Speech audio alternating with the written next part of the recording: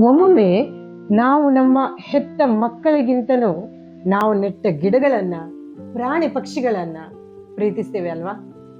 ಅದು ನಮಗೆ ತುಂಬಾ ಖುಷಿ ಕೊಡ್ತದೆ. ಯಾಕೆ ಹೇಳಿ?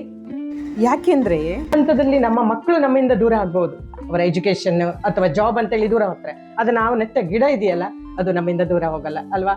ಏನ್ ಹೇಳ್ತೀರಾ ಫ್ರೆಂಡ್ಸ್? ದಯವಿಟ್ಟು ಕಮೆಂಟ್ ಮಾಡಿ ಫ್ರೆಂಡ್ಸ್. ಮಕ್ಕಳ ಬೆಳವಣಿಗೆಯನ್ನ ನಾವು ಹೇಗೆ ಖುಷಿ ಪಡ್ತೇವೋ ಅದೇ ತರ ಒಂದು ಗಿಡ ನೆಟ್ಟಾಗ, ಅದು ಚಿಗುರಿದಾಗ, ಮೊಗ್ಗು ಬಂದಾಗ, ಅಥವಾ ಅದು ಹೂ ಬಿಟ್ಟಾಗ, ಇನ್ನು ಫಲ ಬಿಡುವ ವೃಕ್ಷ ಆದ್ರಂತೂ ಇನ್ನೂ ಖುಷಿ. ಅದು ಕಾಯಿ ಬಂದಾಗ, ಹಣ್ಣು ಬಂದಾಗ ತಿನ್ನುವ ಸಂತೋಷ ಇದೆಯಲ್ಲ, ಅದು ಇನ್ನೂ ಖುಷಿ ಕೊಡುತ್ತೆ. ಏನ್ ಹೇಳ್ತೀರಾ ಸ್ನೇಹಿತರೆ? ನಿಜ ತಾನೆ? ಅದು ಗಿಡ ನೆಟ್ಟವರಿಗೆ ಗೊತ್ತಿರುತ್ತೆ. ಫ್ರೆಂಡ್ಸ್ ನಮಸ್ತೆ, ನಾನ್ ಸಂಜನಾ, ಇದು ಸಂಜನಾ ಕ್ರಿಯೇಷನ್ಸ್. ಫ್ರೆಂಡ್ಸ್ ಹೇಗಿದ್ದೀರಾ? ಎಸ್, ಇವತ್ತು ನಾನು ಗಿಡದ ಬಗ್ಗೆ ಮಾತಾಡ್ಲಿಕ್ಕೆ ಬಂದೆ. ಫ್ರೆಂಡ್ಸ್, ಈ ಕೆಲವು ಗಿಡವನ್ನ ನೆಟ್ಟಾಗ ಅದರ ರೂಟ್ ಹುಳ ಹಿಡಿತಾ ಬರ್ತದೆ. ಆಗ ಮೇಲಿನ ಗಿಡ ಸತ್ತೋಗ್ತಾ ಇರ್ತದೆ. ಸೊ ಕೆಳಗಡೆ ರೂಟ್ ಹೇಗೆ ಒಣಗ್ತಾ ಇದೆಯಾ, ಆ ಮೇಲಿನ ಎಲೆಗಳು ಬಾಡ್ತಾ ಬರುತ್ತೆ. ಸೊ ಅದು ಯಾಕೆ ಬಾಡುತ್ತೆ?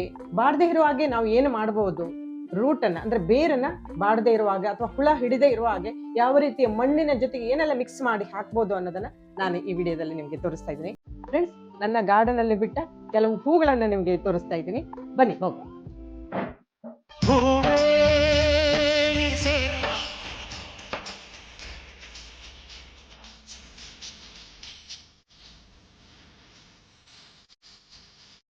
ಎಸ್ ಫ್ರೆಂಡ್ಸ್, ನೋಡಿದ್ರಲ್ಲ ನನ್ನ ಪುಟ್ಟ ಗಾರ್ಡನ್.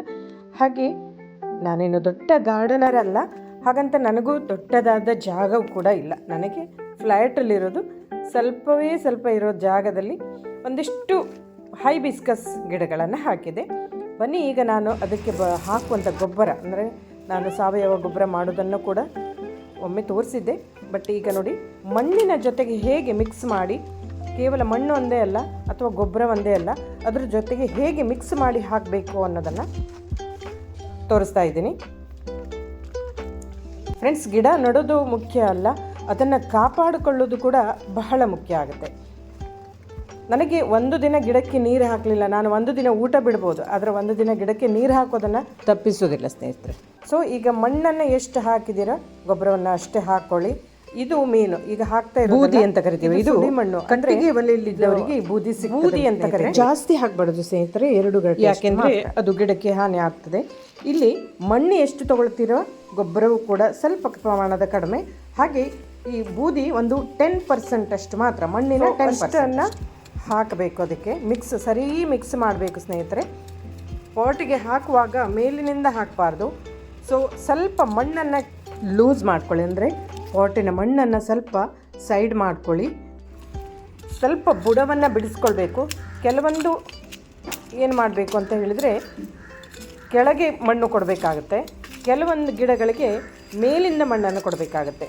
ಅದನ್ನು ಯಾಕೆ ಅಂತ ಹೇಳ್ತಿದ್ದೇನೆ, ಕೆಲವೊಂದು ಕಸಗಳಿರ್ತದಲ್ಲ, ಈಗ ಇಷ್ಟು ಓಪನ್ ಮಾಡಿ ಇದು ಮೂಲ ರೂಟಿಗೆ, ಅಂದರೆ ಬೇರಿಗೆ ಯಾವುದೇ ಹಾನಿ ಆಗದ ಹಾಗೆ ಬಿಡಿಸ್ಕೋಬೇಕಾಗತ್ತೆ.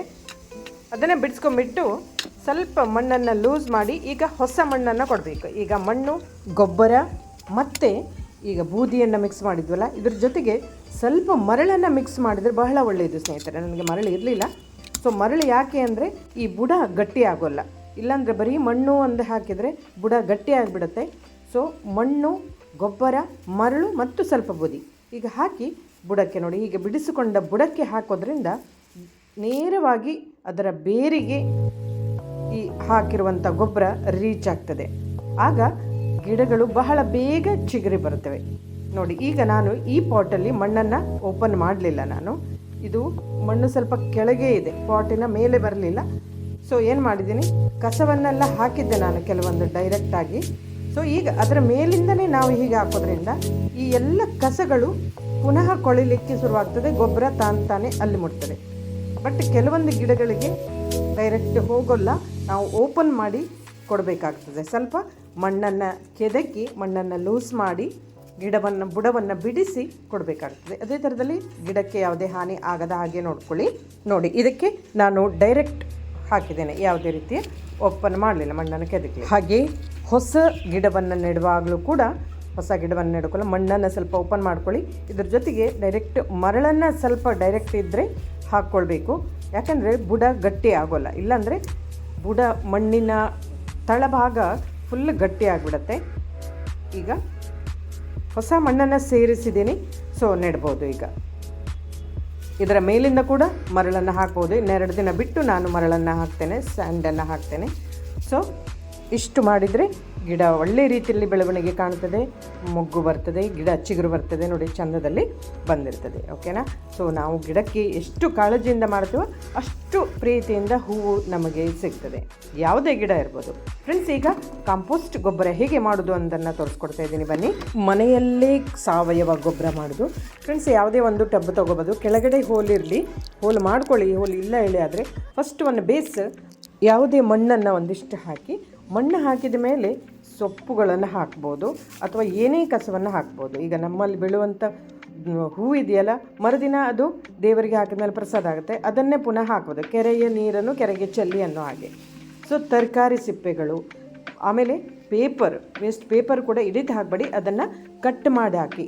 ಮಣ್ಣಿನಲ್ಲಿ ಕರಗುವಂಥ ಯಾವುದೇ ಐಟಮು ಕೂಡ ಹಾಕ್ಬೋದು, ಅಂದರೆ ಸರಳವಾಗಿ ಕೊಳೆಯುವಂಥ. ಈಗ ಇದನ್ನು ಒಂದು 3-4 ತಿಂಗಳು ಬೇಕಾಗುತ್ತೆ. ಹಾಕಿರುವಂಥ ನಾವು ಏನೆಲ್ಲ ಕಸ ಹಾಕ್ತೀವಲ್ಲ ಹಾಕಿ ಮುಚ್ಚಿ ಅದನ್ನು ಬಿಸಿಲಿನಲ್ಲಿಡಬೇಕು ಸ್ನೇಹಿತರೆ, ನೆನ್ಪಿಟ್ಕೊಳ್ಳಿ. ತಿಂಗಳು ಬಿಟ್ಟಿರಿ, ಅದಾದಮೇಲೆ ಸರಿ ಪ್ರೊಸೀಜರ್ ಆಗಲಿಕ್ಕೆ ಒಂದು 2 to 3 months ಬೇಕು. ಅಷ್ಟು ನನಗೆ ಬೇರೆ ಒಂದು ಪಾತ್ರೆಯಲ್ಲೇ ಹಾಕ್ಬೋದು. ನೋಡಿ, ನಾನು ಎಲ್ಲ ತರಕಾರಿಗಳನ್ನು ಸಿಪ್ಪೆಗಳನ್ನು ಹಾಕಿದ್ದೇನೆ. ಈರುಳ್ಳಿ ಸಿಪ್ಪೆಯನ್ನು ಕೂಡ ಹಾಕಿರ್ತೇನೆ. ನಾನು ಯಾವುದನ್ನು ಕೂಡ ನಾನು ವೇಸ್ಟ್ ಮಾಡೋದಿಲ್ಲ. ವೇಸ್ಟನ್ನು ಯೂಸ್ ಹೇಗೆ ಮಾಡೋದನ್ನು ನಾನು ಈ ವಿಡಿಯೋದಲ್ಲಿ ನಿಮಗೆ ಪುನಃ ಹೇಳ್ತಾ ಇದ್ದೇನೆ. ನೋಡಿ, ತರಕಾರಿ ಸಿಪ್ಪನ್ನು ನೀವು ಕಟ್ ಮಾಡೋದು ಕೆಲವರ ಬೀಸಿ ರುಬ್ಬಿ ಎಲ್ಲ ಹಾಕ್ತಾರಂತೆ, ಅಗತ್ಯ ಇಲ್ಲ. ಅದು ಫರ್ಟಿಲೈಸರ್ ಆಗ್ತದೆ ಫ್ರೆಂಡ್ಸ್, ಅದೇನು ಅಷ್ಟೊಂದು ಚಿಕ್ಕದಲ್ಲ. ಸೊ ಪೇಪರ್ ಹಾಕುವಾಗ ಭಾಳ ಕಾಳಜಿ ಇರಲಿ, ಪೀಸ್ ಮಾಡಿ ಹಾಕಿ. ನೋಡಿ, ಇದು ನನಗೆ ಬಾಳೆ ಗಿಡದ ಹೂವಿನ ಒಂದು ಬಿದ್ದಿರುವಂಥ ಕಸ, ಅದು ಕೂಡ ನಾನು ಪೀಸ್ ಮಾಡಿ ಕಟ್ ಮಾಡಿ ಹಾಕ್ತಾ ಇದ್ದೇನೆ. ಇದು ಕೂಡ ಕರೆಕ್ಟಾಗಿ ಕರಗುತ್ತೆ, ಏನು ತೊಂದರೆ. ಕೆಲವರು ಹೇಳ್ತಾರೆ ಕರಗೋದಿಲ್ಲ ಅಂತ. ಇಲ್ಲ ಫ್ರೆಂಡ್ಸ್, ಇದು ಒಳ್ಳೆ ರೀತಿಯಲ್ಲಿ ಕರಗ್ತದೆ. ಇದು ಅಥವಾ ಬಾಳೆ ಹೂವಿನಲ್ಲಿ ಬರುವಂಥ ಈ ಒಂದು ಕೊನೆಯಲ್ಲಿ ಬಂದುವಂಥದ್ದು, ಬಾಳೆ ಕೊನೆಯಲ್ಲಿ ಬರುವಂಥದ್ದು, ಇದು ಕೂಡ ಹಾಕಿದ್ದೇನೆ. ಸೊ ಮೇನ್ ಪ್ರೊಸೀಜರ್, ನೀವು ಇದಕ್ಕೆ ಮೇನ್ ಪಾಯಿಂಟಿಗೆ ಬರ್ತಾ ಇದ್ದೇನೆ. ನೋಡಿ, ಇದು ವೇಸ್ಟ್ ಟ್ಯಾಬ್ಲೆಟ್ ಕೂಡ ನಾನು ಇಲ್ಲಿ ಹಾಕ್ತಾ ಇದ್ದೇನೆ. ಡೈರೆಕ್ಟ್ ಗಿಡಕ್ಕೆ ಹಾಕಿದ್ದು ನಾನು ಅವತ್ತು ಹೇಳಿದ್ನಲ್ಲ, ಈಗ ಇಲ್ಲಿ ಕೂಡ ಹಾಕಿ ಒಳ್ಳೆ ಗೊಬ್ಬರ ಆಗ್ತದೆ. ನೋಡಿ, ನಾನು 2 ಟಬ್ಬಲ್ಲಿ ಹಾಕಿದ್ದೆ, ಈಗ ಒಂದೇ ಟಬ್ಬಿಗೆ ಹಾಕ್ತಾ ಇದ್ದೇನೆ.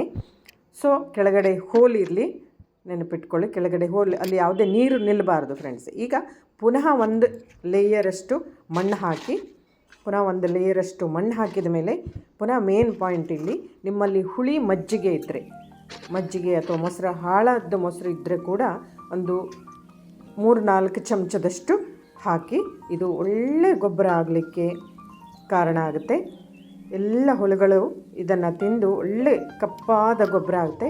ಇದನ್ನು ಹಾಕಿದ ಮೇಲೆ ಪುನಃ ಮನೆಯಲ್ಲಿ ಬೇಡದೇ ಇರುವಂಥ ಗಿಡ ಇದ್ದರೆ ಅಥವಾ ಬಿದ್ದಿರೋ ಕಸ ಇದ್ದರೆ, ಗಿಡದ್ದೇ ಕಸ ಇರ್ತದಲ್ಲ, ಅದನ್ನು ಕರಗುವಂಥದ್ದೆಲ್ಲವನ್ನು ಹಾಕಿ ಮುಚ್ಚಿ ಪುನಃ 1 ತಿಂಗಳು ಬಿಟ್ಟು ನೋಡಿ ಎಷ್ಟು ಒಳ್ಳೆಯ ಗೊಬ್ಬರ ಆಗಿರುತ್ತೆ. ಅಂದರೆ ನೀವು ದುಡ್ಡು ಕೊಟ್ಟು ಗೊಬ್ಬರ ತರುವುದು ಬೇಡ, ಮನೆಯಲ್ಲೇ ಹಾಳಾದ ವೇಸ್ಟನ್ನು ಹೇಗೆ ಯೂಸ್ ಮಾಡಿಕೊಳ್ಳುವಂಥದ್ದನ್ನು ನಾನು ನಿಮಗೆ ಇಲ್ಲಿ ತೋರಿಸ್ಕೊಡ್ತೇನೆ ಫ್ರೆಂಡ್ಸ್.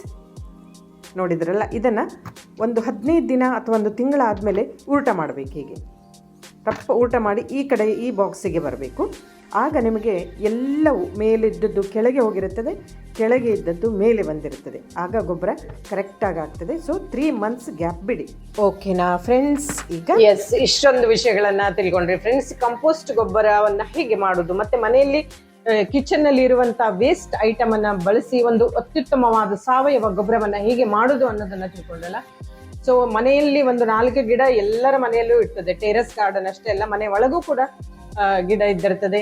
ಸೊ ಇದೆಲ್ಲವನ್ನ ಯೂಸ್ ಮಾಡಿ ನಿಮ್ಮ ಮನೆಯಲ್ಲೇ ಬೆಳೆದ ಹೂ ನಮ್ಮ ದೇವರಿಗೆ ಸಮರ್ಪಣೆ ಮಾಡುವಾಗ ಆಗೋ ಖುಷಿನೇ ಬೇರೆ ಅಲ್ವಾ? ಅದು ನಮಗೆ ಮುಡಿಲಿಕ್ಕೆ ಸಾಧ್ಯತೆ ಇಲ್ಲದೆ ಇರ್ಬೋದು, ಬಟ್ ದೇವರಿಗೆ ಸಮರ್ಪಣೆ ಮಾಡುವಾಗ ಬಹಳ ಖುಷಿ ಆಗುತ್ತೆ. ಎಸ್ ಫ್ರೆಂಡ್ಸ್, ಇವೆಲ್ಲ ವಿಷಯವನ್ನ ನೋಡಿದ್ರಿ, ಕೇಳಿದ್ರಿ. ಇನ್ ಮುಂದಿನ ನನ್ನ ಈ ವಿಡಿಯೋದಲ್ಲಿ ಮತ್ತೊಂದು ವಿಶೇಷವಾದ ವಿಷಯದೊಂದಿಗೆ ಪುನಃ ಬರ್ತೇನೆ. ಇನ್ನು ಯಾರು ನನ್ನ ಚಾನಲ್ ಸಬ್ಸ್ಕ್ರೈಬ್ ಮಾಡಿಲ್ವೋ ದಯವಿಟ್ಟು ಸಬ್ಸ್ಕ್ರೈಬ್ ಮಾಡಿ. ಅಲ್ಲಿವರೆಗೂ ನಮಸ್ಕಾರ. Thank you. Thanks for watching.